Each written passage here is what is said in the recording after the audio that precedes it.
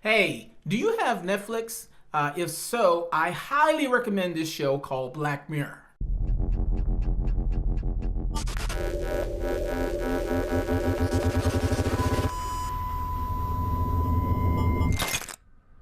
OMG! Awesome show. Huge fan! What is Black Mirror about? Well, according to Google, featuring standalone dramas, sharp, suspenseful, satirical tales that explore techno-paranoia, Black Mirror is a contemporary reworking of The Twilight Zone with stories that tap into the collective unease about the modern world. One of my favorite episodes is Nosedive.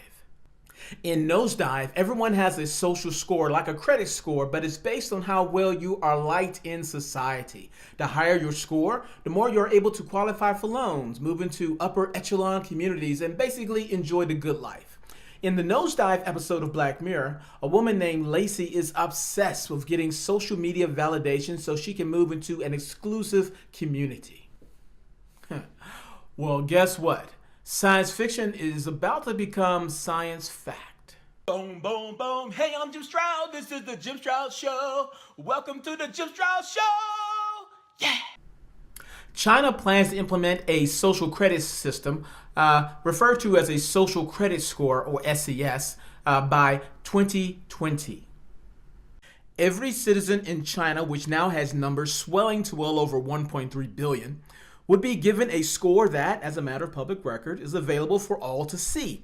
This citizen score comes from monitoring an individual's social behavior, from their spending habits and how regularly they pay bills, to their social interactions. And it'll become the basis of that person's trustworthiness, which would be also publicly ranked. Whoo! Here are a few other things you might want to know about the social credit score. The Social Credit Score, SCS, comes with an app where an individual's scores comes in a range between 300 and 850 and is broken down into 5 subcategories: social connections, consumption behavior, security, wealth, and compliance. Compliance? Did I read that correctly? Are you scored on how well you comply or obey this system? Is that right? Did I read that right?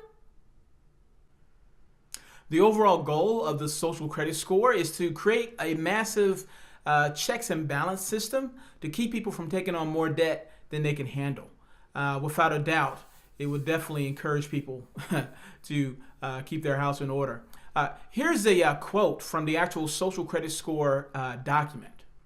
The social credit system will allow the trustworthy to roam everywhere under heaven, while making it hard for the discredited to take a single step. My spider sense is tingling.